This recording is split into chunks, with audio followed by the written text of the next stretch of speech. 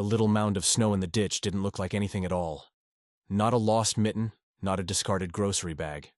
It was just a soft, white lump, barely visible against the deepening twilight, another forgotten shape in a landscape of frozen things.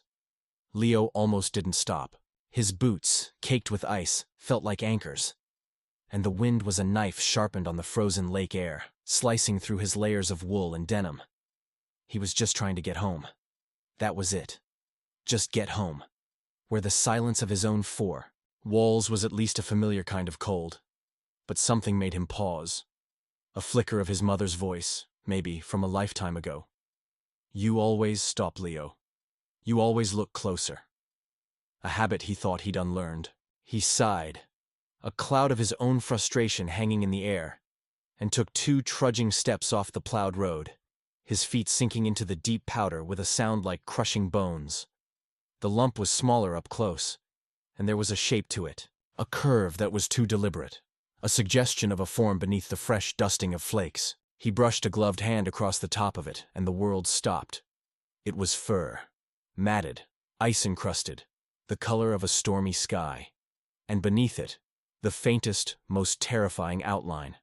A tiny head, a small, curled body, a kitten, frozen solid, a statue of despair left in the gathering dark.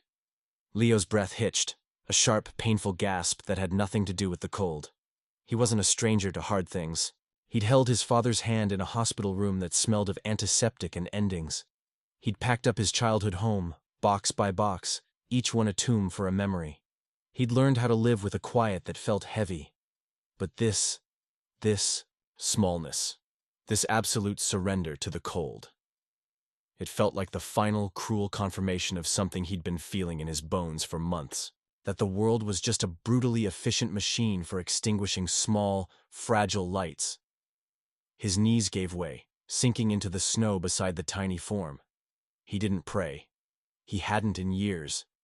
Instead, he cursed, the words ripped from him by the wind, a raw, angry sound that was swallowed by the immense, indifferent white. But his hands, clumsy in their thick gloves, moved on their own. They were scooping away the snow gently, so gently, as if uncovering an ancient, precious artifact. He couldn't leave it here. He couldn't just walk away and let the next snow fall. Bury it completely. It deserved a box. A few words whispered into the frozen earth. A recognition that it had been here at all. He worked the little body free, and it was so light. A feather, a breath, a nothing weight in his palms. It was utterly limp, a rag doll filled with ice. He cradled it against his chest, trying to shield it from the wind with his own body. A pointless, instinctive gesture. He had to get it home. It was the only thing left to do. The walk back was a blur of howling wind and the pounding of his own heart, a frantic drum against the crushing silence. His fingers, numb and stiff, fumbled with the keys to his old farmhouse, the metal biting into his skin. The door swung open, and he stumbled into the dim, cold stillness of his front hallway, kicking the door shut behind him with a bang that echoed through the empty rooms. He stood there for a long moment, dripping snow onto the worn floorboards, just holding the frozen creature against his jacket. The heat inside wasn't much, but it was a world away from the murderous cold outside. Slowly, carefully, as if handling a bomb or a holy relic, he knelt. He peeled off his stiff gloves, his fingers tingling back to a painful life. He had to. No. He had to be sure. He brought 2 fingers to the tiny mouth, to the space under the jaw where a pulse would be, if there was any miracle left in the universe. He pressed. Nothing. Just cold. A profound, absolute stillness. His shoulders slumped. The hope he didn't even know he'd been carrying leaked out of him, leaving him hollow. Of course. Of course it was gone. He bowed his head, the sting in his eyes a familiar feeling. He was about to lay the little body down on a towel, to figure out what to do next, when a thought, a desperate last-ditch fragment of an old first aid class, flickered in his mind. Hypothermia. They're not dead until they're warm and dead. It was a stupid thing, a thing for people, not for this tiny, frozen scrap of life. But it was the only thing he had. He moved on autopilot, a man possessed by a ghost of a chance. He grabbed the softest towel from the linen closet, the one that still smelled faintly of a laundry detergent his mom used to buy. He went to the bathroom and turned on the sink, running his wrist under the water until it was just barely warm. Not hot, never hot. He didn't know how he knew that, but he did. He soaked a corner of the towel and began to gently, so gently, wipe away the ice from the kitten's face. From its closed eyes, its tiny nose, its mouth. The ice melted away, revealing fur that was softer than he imagined. He could see her, now, a she, a little girl. Her fur was a dilute tortoiseshell, a messy watercolor of grays and soft browns and creams, all frozen together. He wrapped the dry part of the towel around her, a swaddle, leaving only her face exposed, and he held her. He sat on the cold tile floor of the bathroom, his back against the tub, and he held her cradled in one hand against his chest, right over his heart. He pulled his knees up, creating a little cave of warmth with his own body. He began to rub her back through the towel, a slow, steady rhythm trying to coax life back into a statue. "Come on," he whispered, his voice rough and unfamiliar in the quiet room. It was the first word he'd spoken aloud since getting home from work hours ago. "Come on, little one. Please." He didn't know how long he sat there. The light from the window faded from deep blue to black. The wind moaned against the side of the house. His legs went numb. His back ached. He just kept rubbing, kept whispering nonsense words, his own tears drying cold on his cheeks. He told her she was safe. He told her she was loved. He told her it was okay to let go if she had to, that he understood. He poured every bit of his own loneliness, his own feeling of being frozen in a life he didn't know how to warm up, into that small, still form. He was giving her a eulogy with his own heartbeat. He was about to give up. The rational part of his brain was telling him it had been too long, that he was a fool sitting on a cold floor, mourning a stranger. He took one last, long look at her, peaceful, still face. And that's when he saw it, the tiniest, most impossible thing. A single glistening drop of water, beaded at the very tip of her nose. A drop that hadn't been there a moment before. It wasn't from his towel. It was new. It was from her. He stopped breathing.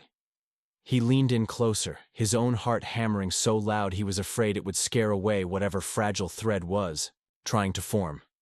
He held his finger under her nose. He waited. 1 second, 2, 5, and then he felt it. The faintest, softest, warmest whisper of air against his skin. So shallow it was almost nothing. So slow it was like time itself had stretched thin. But it was there. An exhale. A breath that hadn't been there before. A miracle, quiet as a secret, had just begun. You're here listening, and that means more than you know. If you feel safe in these stories, your one subscribe helps me keep this quiet little corner alive. Thank you for being part of this peaceful world. The next 48 hours were a fragile, breathless vigil. Leo's world, which had felt so large and empty just a day before, shrank down to the 4 walls of his bathroom and the tiny, struggling life he held cradled against his heart. He called his boss, his voice a raspy stranger on the phone, and mumbled something about a family emergency. It wasn't a lie. This felt more like family than anything had in a long, long time. He'd moved them to the living room couch where he could plug in a space heater and create a small cocoon of warmth. He'd fashioned a nest out of an old sweatshirt and every clean towel he owned. A soft fortress on the cushion next to him. He didn't sleep, not really. He'd doze for 20 minutes, then jolt awake, his hand instinctively moving to her side, checking for the slow, terrifyingly shallow rise and fall of her breathing. It was always there, a faint flutter, a whisper of life. He'd read once that you weren't supposed to warm a hypothermic body too fast. It could send them into shock. So he avoided hot water bottles and electric blankets. His own body heat was the only medicine he trusted. He would hold her for hours, her tiny form a cold spot against his chest that gradually, imperceptibly, warmed. Her fur, once a stiff frozen shell, began to dry into something impossibly soft. The colors, smoky gray, pale apricot, a splash of creamy white, now visible. She was beautiful, a tiny, broken masterpiece. She wasn't out of the woods. Not even close. The first time he tried to get her to drink, it was a disaster. He'd warmed a little shallow dish of water, held a drop to her lips on his finger. She was too weak, too confused. She just let it dribble down her chin. A cold fear seized him. Dehydration would claim her faster than the cold had. He remembered a story about a friend's baby, sick with a fever, being fed with a dropper. He rummaged through his junk drawer, a silent prayer on his lips, and found an old medicine syringe, the kind that comes with children's Tylenol. He washed it scrupulously.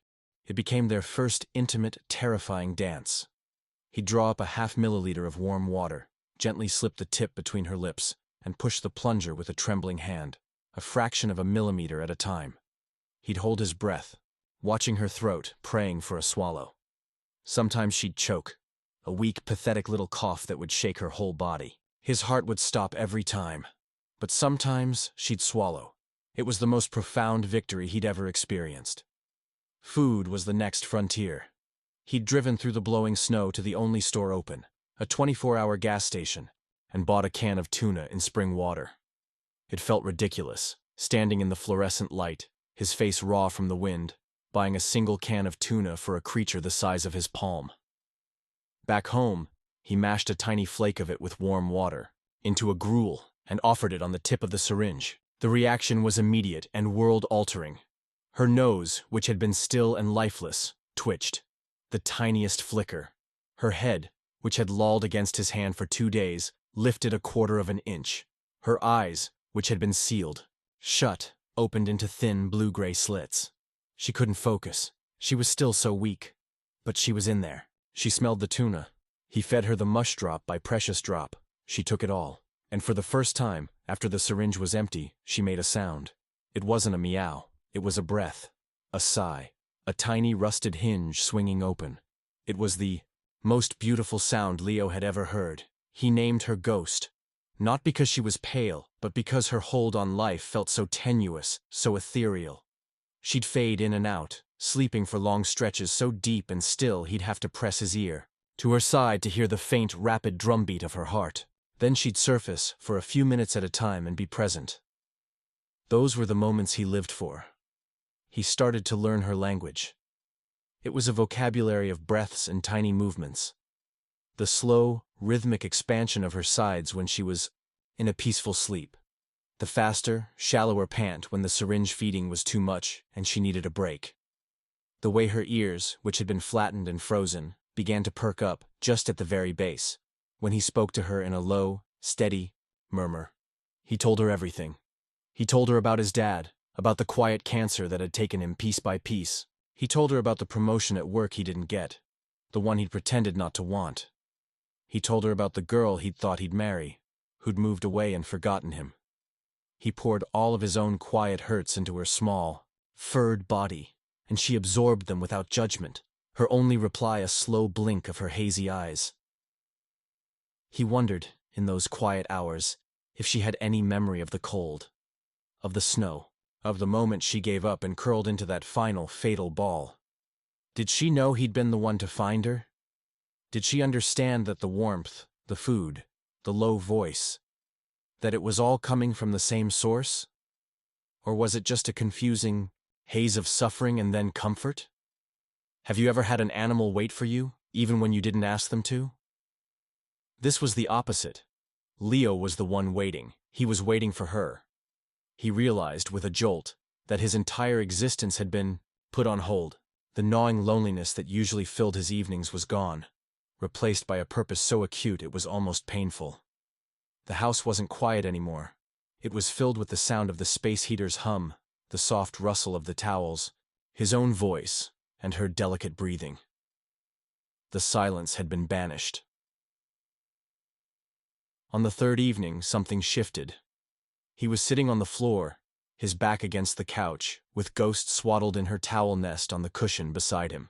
He was eating a microwave dinner, something cheesy and unidentifiable, and he must have made a sound, a sigh of tiredness, or maybe just the clink of the fork on the plate.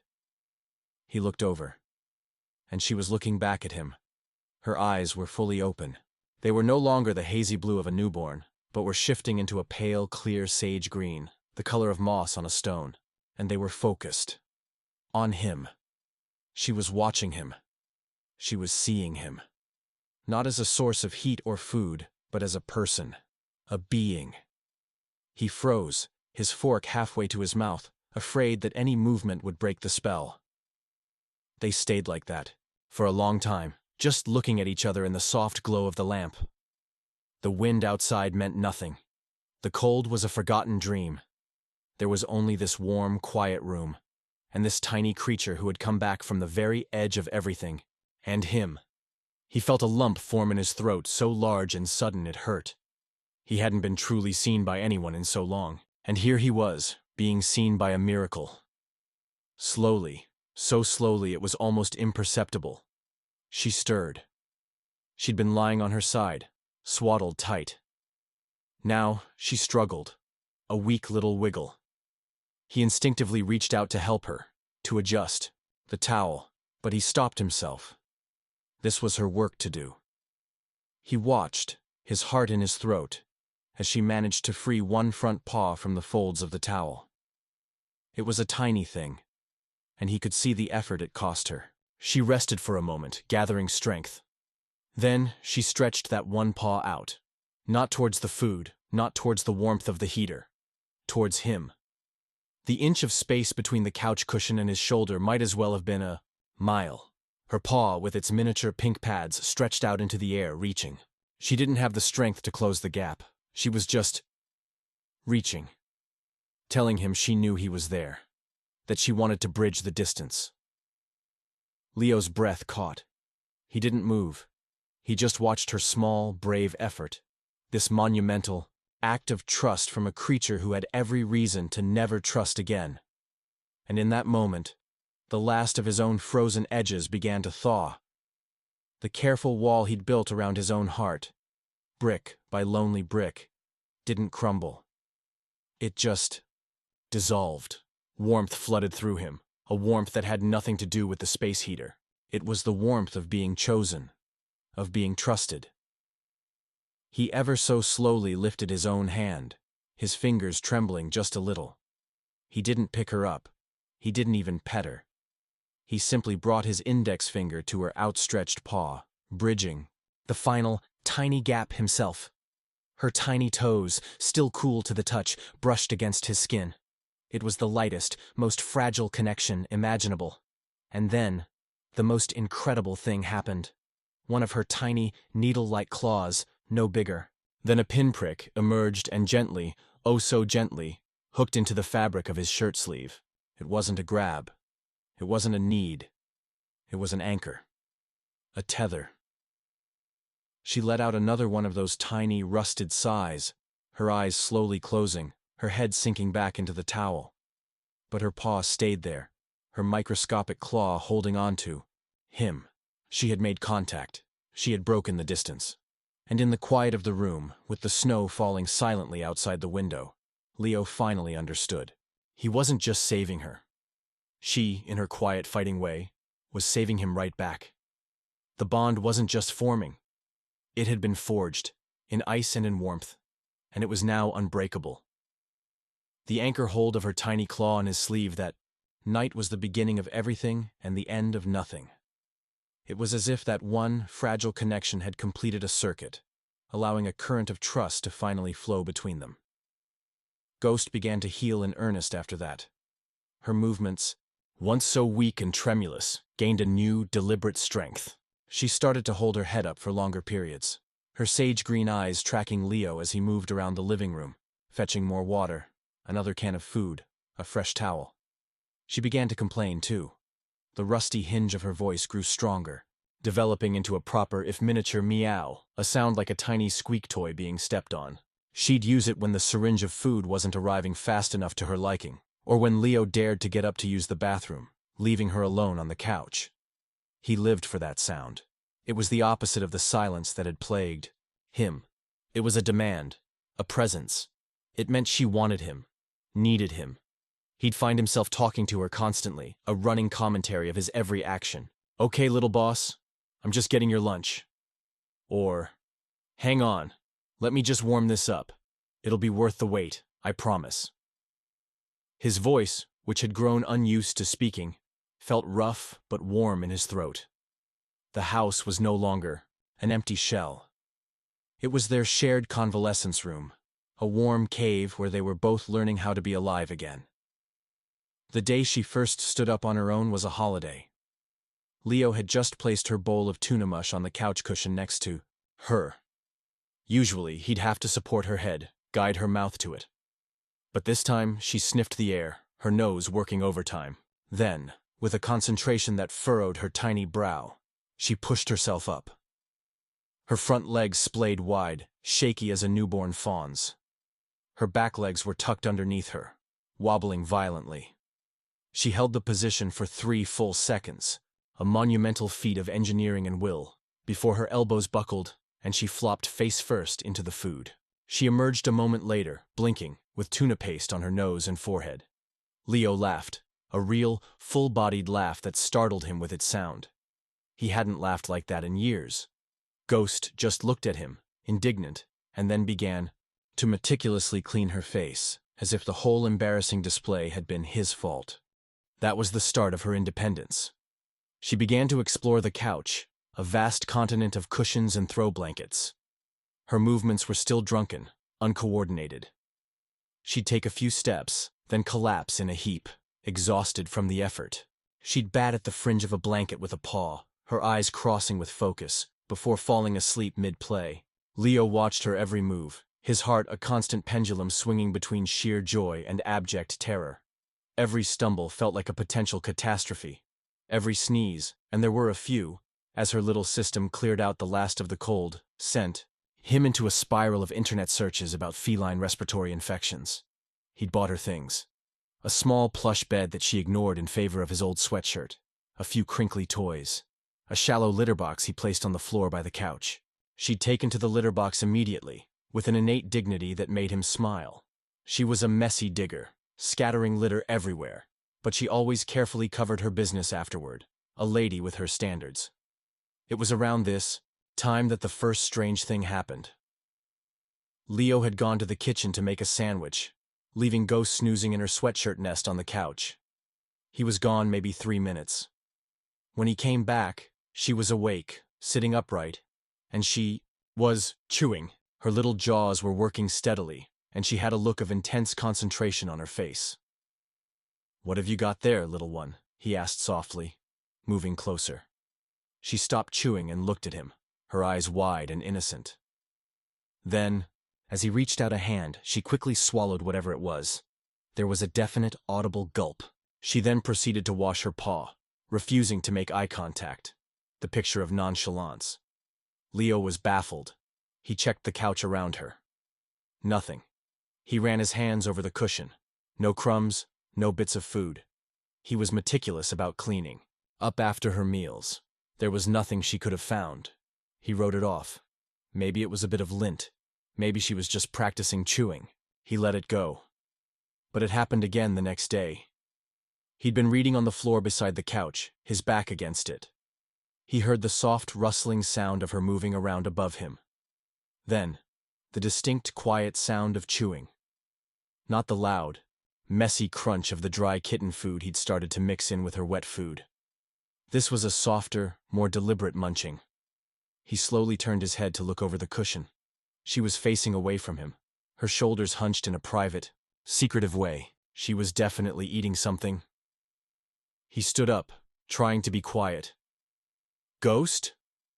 She startled, whipping around, and in that split second before she swallowed, he saw it.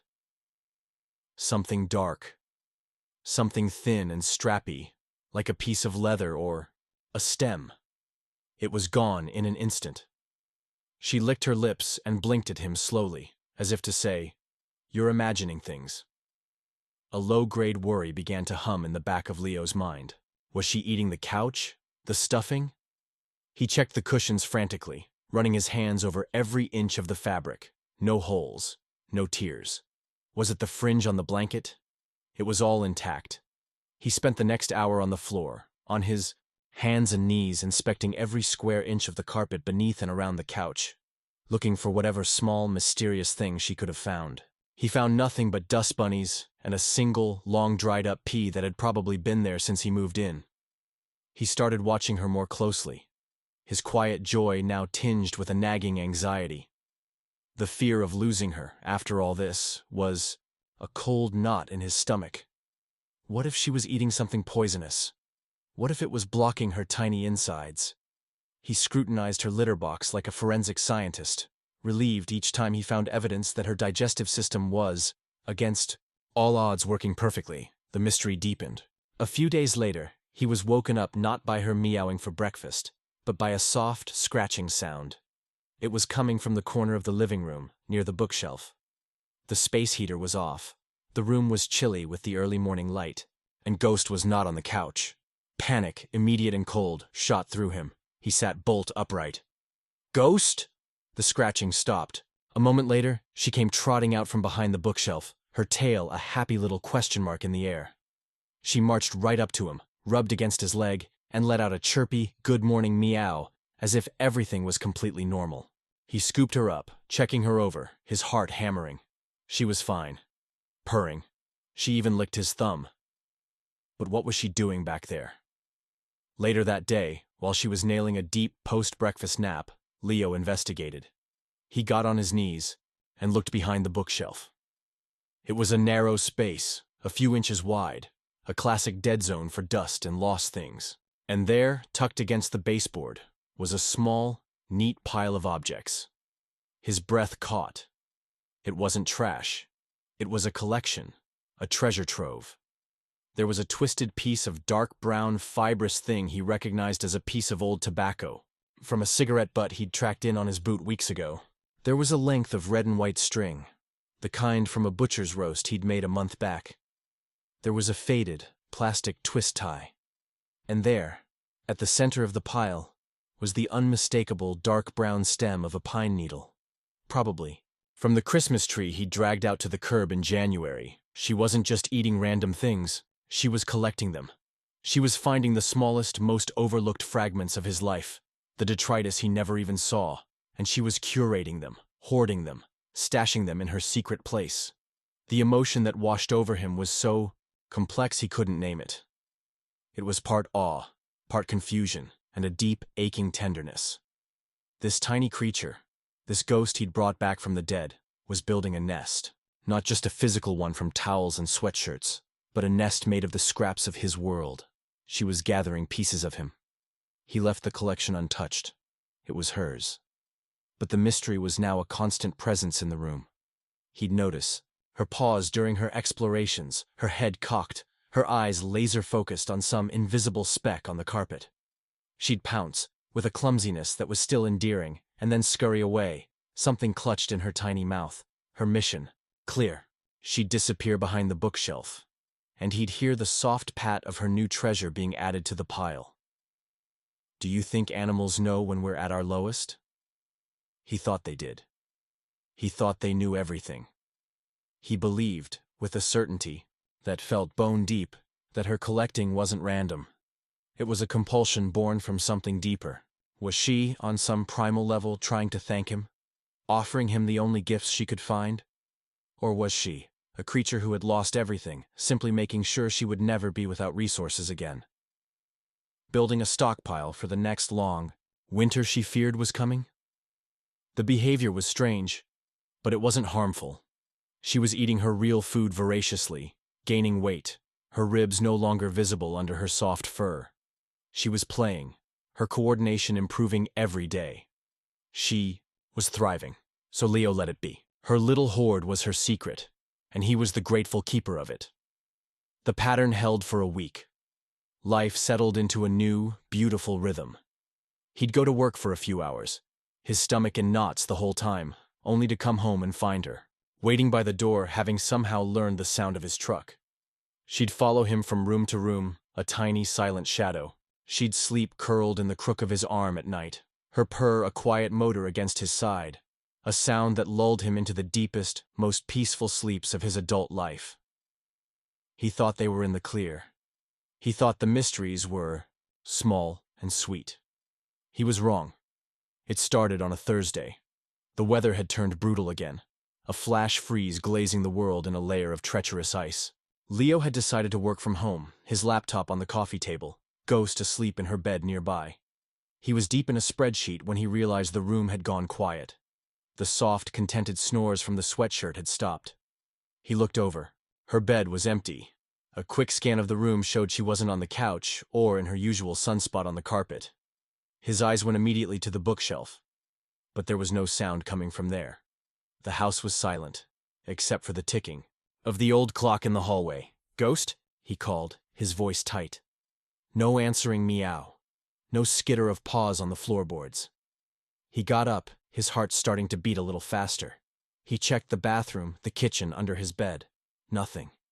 A cold dread, familiar and terrifying, began to seep into his veins. It was the same feeling he'd had staring at that lump of snow. The feeling of something precious being gone. And then he saw it. The basement door. It was an old, heavy door that led down to the unfinished, stone-walled basement. It was always kept closed. Always. But now, it was open. Just a crack. Maybe 2 inches. Just enough for a small, curious kitten to slip through. He must not have latched it properly after bringing up a bottle of laundry detergent the night before. He crossed the room in 2 strides and pulled the door open. The darkness from below was absolute and cold. It smelled of damp earth and old stone. "Ghost?" he called down into the blackness, his voice echoing slightly. Silence, and then, from the depths of the dark, a single, terrified, high-pitched meow. It wasn't her hungry meow. It wasn't her playful chirp. It was a sound of pure, unadulterated fear. Without thinking, without even grabbing a flashlight, Leo plunged down the steep wooden stairs into the dark, his own fear for her completely, eclipsing any fear for himself. The fragile peace was shattered. The winter, it seemed, wasn't done with them yet. The darkness in the basement was total. It was a thick, suffocating blackness that felt ancient, a cold weight pressing against his eyes. The air was different down here, heavy, damp, and frigid, carrying the scent of wet stone, old wood, and the deep, lonely smell of the earth itself. Leo's heart was a wild, panicked drum against his ribs, so loud he was sure it was the only sound in the universe. He froze on the bottom step, blind and disoriented, one hand gripping the rough, splintery wood of the banister. "Ghost?" he whispered, and his voice was swallowed whole by the dark. Silence. Then, a tiny, desperate sound. Not a meow this time. A whimper. A frail, broken noise that was all fear and no strength. It came from his left, from the deepest, farthest corner of the basement, where the stone foundation met the earth, where the cold lived year-round. He fumbled in his pockets, his fingers numb and clumsy with terror. Phone. Where was his phone? He'd left it on the coffee table upstairs. He was down here in the belly of the house with nothing, no light, no way to see her. The image of her frozen in the snow flashed behind his eyes, but this was worse. This was a darkness he had brought her into. This was his fault. He had to move. He forced his leaden feet off the last step and onto the dirt floor. It was cold and slightly damp under his socks. He took a shuffling step forward, then another, his arms outstretched, waving blindly in front of him like a man feeling his way through a nightmare. He knew this basement. It was a chaotic graveyard of his past. Boxes of his father's old tools, a broken washing machine, stacks of mildewy books his mom had loved, and everywhere, lurking dangers for a creature her size. Rusty nails poking from boards. Spiders. Gaps in the stonework she could get stuck in. "I'm here, little one," he said, his voice low and steady, a complete lie against the tremor he felt in his soul. "I'm coming. Just talk to me. Make a sound." Another whimper, softer this time. Tired. It was closer, but it was fading. The sound of giving up. His shins slammed into something hard and metallic, the leg of an old workbench. Pain, white-hot and brilliant, shot up his leg. He cried out, biting back a curse, and stumbled forward, his hands landing on the cold, greasy surface of the bench.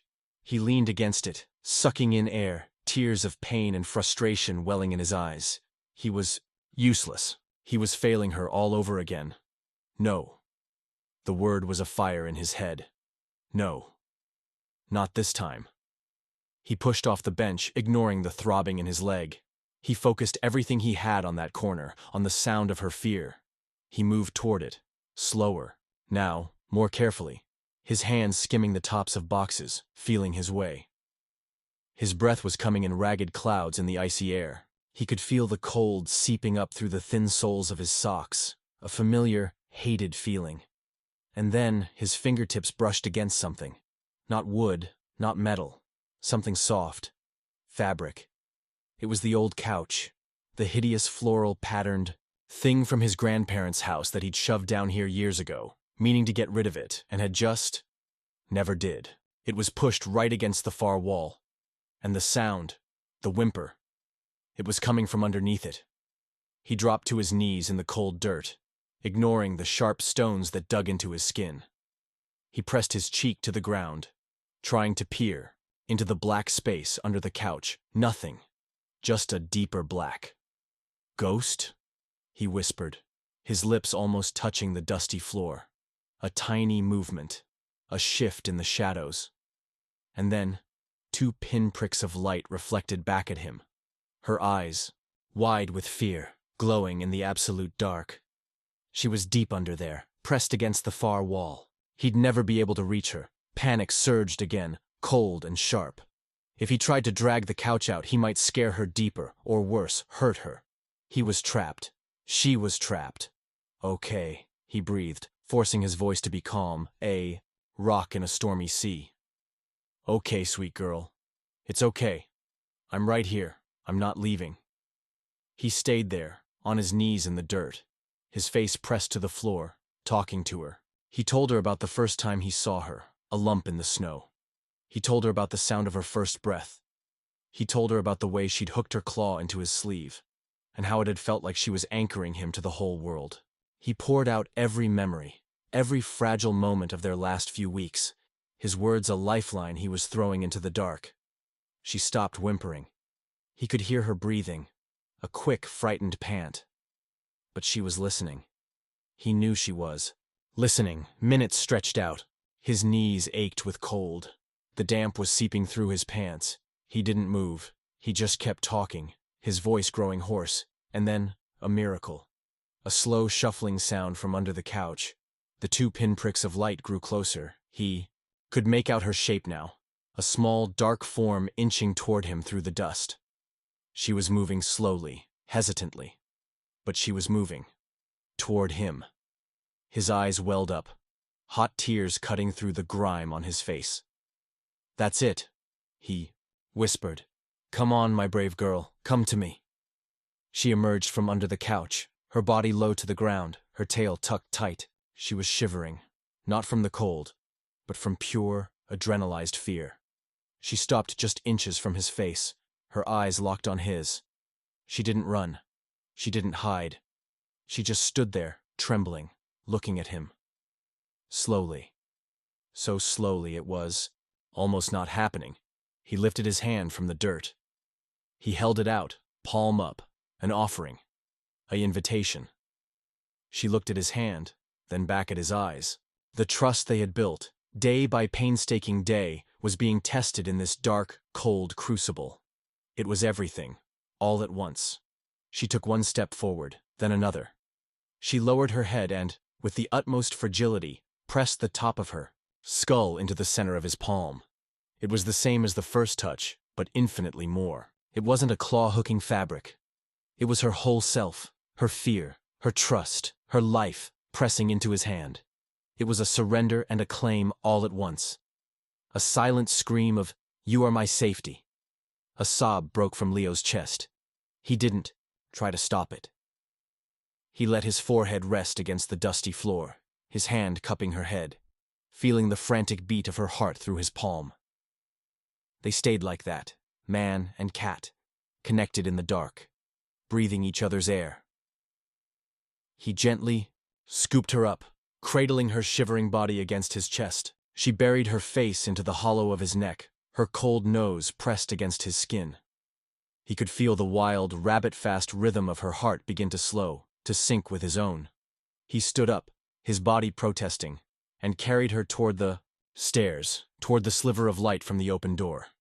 He was halfway across the basement when his foot kicked something that skittered across the dirt floor with a soft, rustling sound. It wasn't a tool. It wasn't a piece of junk. The sound was all wrong. He stopped. Ghost lifted her head from his neck, curious. He looked down, but it was too dark. Whatever it was at his feet. Holding Ghost tight with one arm, he knelt down again, his free hand patting the cold ground. His fingers closed around something. Several somethings. They were small, dry, brittle. He stood and carried his precious burden up the stairs, out of the darkness, and into the warm, bright light of the living room. He sank onto the couch, holding Ghost in his lap, running a trembling hand over her fur, reassuring them both that they were safe. She was already starting to relax, her purr a thrumming vibration against his legs, as if the basement horror had already been forgiven, already forgotten. He looked down at his other hand, the one that had patted the ground. He uncurled his fingers, and the world tilted on its axis. Lying in his palm were 3 small, perfectly dried-up maple leaves, their stems twisted together. A few feathers, from a sparrow or a finch, gray and soft. A piece of blue jay's eggshell, a fragment of perfect brilliant blue, and a long brown pine needle. It was a collection, just like the one behind the bookshelf. But this one wasn't made of his trash. This was made of things from outside, things she would have had to find and bring in. But the basement door was always closed. He never let her outside. She couldn't have. His blood ran cold, a different kind of cold than the basement's chill. The chewing, the secretive trips, the things he couldn't identify. His eyes were drawn to the corner of the living room, to the bookshelf, to her first stash. He had thought it was just a quirky, endearing habit. He'd been so charmed by it. He'd thought she was gathering pieces of his life. But what if it was something else? Gently, he moved Ghost onto the cushion beside him. She meowed in protest, but he was already moving, walking toward the bookshelf on legs that felt like water. His heart was hammering again, but this was a new, dreadful pounding. A puzzle was clicking together in his mind, each piece a cold shock of dread. He got on his hands and knees and looked into the narrow space. The pile was there, the string, the twist tie, the tobacco. He reached in, his hand shaking so badly, he could barely control it. He carefully moved the top layer of items aside. And there, underneath, was the truth. It wasn't a random pile.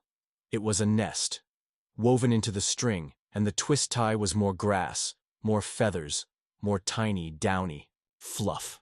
And nestled in the very center of this carefully constructed hidden nest were 4 other treasures. 4 tiny, lifeless, perfectly formed kittens. Their fur was dry and cold. They were so small, so impossibly small. Their eyes never opened, their bodies frozen in time. They had never taken a breath. Leo's hand flew to his mouth. He stumbled backward, collapsing onto the floor, his back hitting the wall with a thud. He couldn't breathe. The air was gone from the room. He stared at the dark space under the bookshelf, his vision blurring with a torrent of tears he couldn't hold back. The pieces crashed together, each one a hammer blow to his heart. She hadn't been getting fat from the food he was giving her. She'd been pregnant. She hadn't been collecting his trash. She'd been building a nest for her babies. The things he'd seen her chewing, the dark, strappy things. They were the afterbirth. She'd been cleaning up, taking care of things, hiding the evidence of her loss. The basement. She must have found a hole, a crack in the foundation he never knew about, a way outside. She'd been going out. She'd been gathering the softest things she could find, leaves, feathers, grass, to make a soft bed for them. She'd been bringing her treasures home to her secret nest. And the babies. They had been born too soon. Or the cold had been too much for them. Or the trauma of her own near death had been too great. They had never lived, and she had been mourning them. Alone. In the dark. While he sat on the couch, smiling at her cute little quirks, telling her she was a good girl, completely oblivious to the immense, silent tragedy she was carrying. Her trips behind the bookshelf hadn't been playful. They had been vigils. Her chewing hadn't been a weird habit. It had been a mother's sad, solitary duty. Her panic in the basement wasn't just a fear of the dark. She had been trying to get back to her other stash, her other collection of grief. She had been trying to get back to her babies. A raw, guttural sound was torn from Leo's throat, a sob of such profound anguish it felt like it would break him in two. He wrapped his arms around himself, rocking back and forth on the floor, weeping for her lost children, for her silent, incredible strength, for the weight of this sorrow she had been bearing all by herself, right next to him, while he thought he was the one saving her. He cried until he had no tears left, until he was hollowed out and empty. The room was silent except for his ragged breaths, and then a soft weight landed in his lap. He looked down, his vision swimming. Ghost was there. She had left the safety of the couch and come to him. She walked in a small circle on his legs, her paws kneading softly, a rhythmic, comforting pressure. Then she settled down, curling into a tight ball, her body pressed against his stomach. She looked up at his ravaged face, her sage-green eyes clear and deep. She held his gaze for a long, long moment. And then, slowly, deliberately, she blinked. Slow blink. A kiss from a cat. It was an unmistakable gesture of love, of trust. It was her saying, "I see your pain, and I am here." In that moment, Leo finally understood. He finally saw what she had been trying to tell him all along, not with meows, but with her every action, her every secretive behavior. It wasn't about the food, or the warmth, or the safety he provided. It was about this, the shared weight of loss, the silent understanding between two broken creatures. She hadn't needed him to fix her. She had needed him to see her. To see all of her. And now he did. The beautiful, resilient, heartbroken mother, living with her ghosts, had chosen him to share her quiet, immense sorrow with. And in doing so, she had given him a gift more valuable than her life. She had given his own grief a voice and a witness. The storm of grief that had broken over Leo in that moment on the living room floor left a profound quiet in its wake. It was a different kind of quiet than the one that had lived in the house before. That old silence had been empty, a void waiting to be filled with noise or distraction. This new quiet was full. It was heavy with understanding, saturated with a shared sorrow that finally, had air to breathe. He wasn't carrying it alone anymore. Neither was she. He didn't try to clean up her nest behind the bookshelf. Not that day, not any day. It was a sacred place, a memorial. He understood that now. Her secret trips continued, but he saw them for what they were, pilgrimages. She would go and sit there for a few minutes, perfectly still, and then come back. Out, sometimes to curl up on his lap, sometimes to bat a toy around with a fierce, determined energy. She was living with her loss, not hiding from it. She was teaching him how to do the same. The next morning, with a clarity of purpose that felt like the first clear day after a long season of rain, Leo knew what he had to do. He waited until Ghost was nosing her breakfast bowl with her usual single-minded focus. He went to the garage and found a small, sturdy wooden box that had once held his father's drafting pencils. He lined it with a piece of the soft, cream-colored towel she had loved to knead. It smelled like her. Then, with hands that were steady and a heart that was full, he went to the bookshelf. He didn't reach in and grab everything. He was slow, reverent. He gathered the 4 tiny, perfect bodies, one by one, and placed them in the box on their soft bed. They were so light. They were less than nothing, and they were everything. He then carefully collected the treasures of her nest, the blue jay's shell, the feathers, the pine needle, the twisted leaves from the basement. He arranged them around the little family, a soft, beautiful border for their eternal sleep. Ghost had finished her food and was watching him from the doorway of the living room. She didn't meow. She didn't run over. She just sat, her tail wrapped neatly around her feet, and observed. Her gaze was calm, knowing. He carried the small box outside. The world was still locked in ice, but the sun was out, brilliant and blinding, reflecting off every surface in a million diamond shards. The air was so cold it hurt to breathe, but it was clean. It felt like a baptism. He chose a spot under the old sleeping maple tree in the backyard, a place that would be shaded in the summer and covered in golden leaves in the fall. He broke through the frozen crust of the earth with a shovel, the effort warming his blood, and dug down until he reached the dark, unfrozen soil beneath. He placed the box in the earth, this tiny casket of dreams that never were, and covered it over.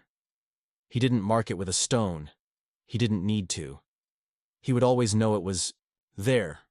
When he came back inside, his cheeks numb and his eyes watering from the cold, Ghost was waiting for him by the door. She looked up at him, then turned and led him into the living room. She jumped onto the couch, walked to the spot where he always sat, and settled herself there. It was an invitation. He sat down beside her.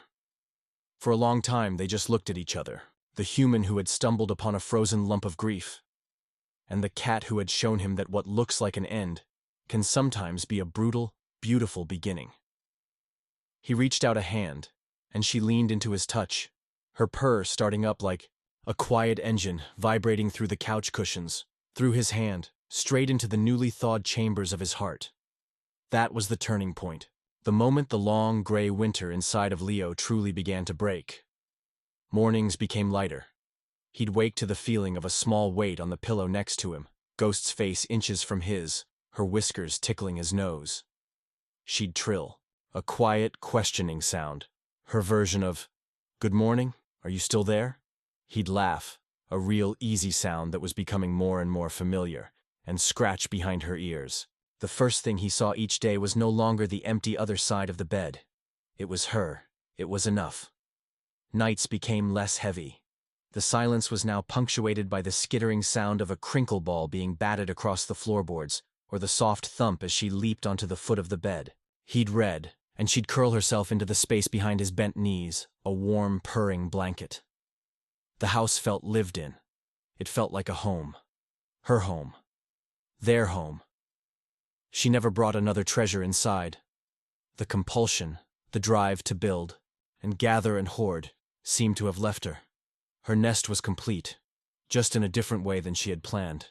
Her world, which had once been so terrifyingly vast and cold, had shrunk to a perfect, manageable size. It was this house. It was him. She was his constant, quiet shadow. A living, breathing reminder that you could carry a deep loss and still find a reason to purr, to play, to curl up in a sunbeam and soak in the warmth. Leo changed too. The hard, frozen shell around his own heart, the one he'd built after his father died, after his dreams had faded, after the loneliness had set in. It didn't just crack. It dissolved. He started calling old friends. He didn't make excuses. He just said, "Hey, it's been too long. I'd like to see you." He cleaned the house, not with a sense of grim duty, but with a feeling of making a space worthy of the small, miraculous life that lived there with him. He even looked into adopting another cat, a companion for her, a thought that would have been unimaginable months before. He was softer. The world was softer. The weight was still there, but he was stronger now, and he wasn't carrying it alone. The snow began to melt. Drips from the roof created a steady, musical patter outside the windows. Patches of brown grass emerged from their white blanket, and the air lost its knife's edge, carrying instead the wet, rich promise of earth and things to come. It was on one of these first true days of spring thaw that the final gift appeared. Leo was cleaning out the garage, finally tackling the chaos he'd ignored for years. Ghost was supervising from a sunny patch on the oil-stained concrete, her eyes slits of contentment. He was pulling down a box of his father's old things, not the sad hospital things, but the good things, the tools, the fishing tackle, the stuff that smelled like sawdust and optimism. As he lifted the box, something small and flat fluttered out from between the cardboard flaps and spun to the floor, landing near Ghost's paws. She looked at it, intrigued, and patted it with one curious foot. Leo bent down to pick it up.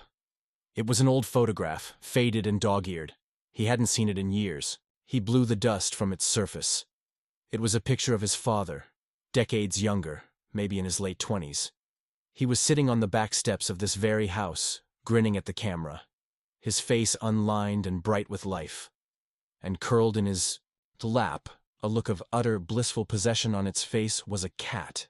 A big, handsome tomcat with smoky gray fur and familiar splashes of apricot and creamy white. A dilute tortoiseshell. Leo's breath caught. He sank down onto an old stool, the photo trembling in his hand. He stared at the cat. The resemblance was uncanny. It was in the pattern of the fur, the shape of the eyes, the arrogant tilt of the head. It could have been Ghost's grandfather, her great-grandfather. A genetic echo passed down through who knows how many generations of barn cats and porch cats and survivors. His father had loved that cat. Leo had a distant, hazy memory of it now. A big, purring beast named Smokey who would follow his dad around the yard as he fixed things. A friend, a loop, he realized, was closing. A circle so vast and perfect it made his head spin. His father, from this very house, had loved a cat that looked just like her. And decades later, his son, lost in his own winter, had literally stumbled over a tiny frozen piece of that same history. He had brought her in, he had warmed her, he had saved her, and in doing so he had saved a living, breathing piece of his own history. A thread that connected him back to a happier time, to a version of his father that was whole and healthy and smiling on a sun-drenched step. It wasn't just a random act of kindness. It was a homecoming. It was fate. It was a gift from the past, delivered in the most fragile of packages, left for him in a ditch of snow. He looked from the photo to Ghost, who was now diligently washing a paw, utterly unaware of the seismic revelation she had just triggered. She wasn't just a cat he'd saved. She was a legacy. She was a promise, kept across years and loss and silence. She was a message, and he had finally learned how to read it. He walked over to her, the photo clutched in his hand. She looked up from her washing, her green eyes blinking slowly. He knelt down, and she immediately head-butted his knee, a gesture of pure, uncomplicated love. "You," he whispered, his voice thick with emotion. "You were always supposed to find me, weren't you?" She purred in response, a sound that vibrated through the sun-warmed concrete, through his bones, straight into the core of him. It was a sound of belonging, of rightness. He picked her up and carried her back into the house, the photo held gently in his other hand. He placed it on the mantel, right in the center. It wasn't a picture of loss anymore. It was a picture of continuity, of love that doesn't die. It just finds new forms. It goes away for a while, and then it comes back to you, frozen and nearly gone, and asks for a second chance. Ghost jumped up on the couch and settled into her spot, the one that was permanently molded to the shape of her body. Leo sat beside her and she climbed into his lap, making her biscuits on his chest, her purr a steady, comforting rumble. He stroked her fur, watching the afternoon light stream through the window, catching the dust motes dancing in the air. The house was quiet, but it was the good kind of quiet, the kind filled with the sound of a purr, the sound of a heart that had been frozen solid, now beating warm and strong and full of a hope he thought he'd forgotten. He had gone out into the snow looking for a reason to feel something, anything, ever again. And he had found her. A ghost. A miracle. A piece of his own history returned. And he knew, with a certainty that felt as solid as the earth beneath his feet, that no winter, no matter how long or how cold, lasts forever. You stayed. Till the end. Thank you. If it felt like a soft hug or a warm purr in your heart, subscribing lets me bring you more moments like this.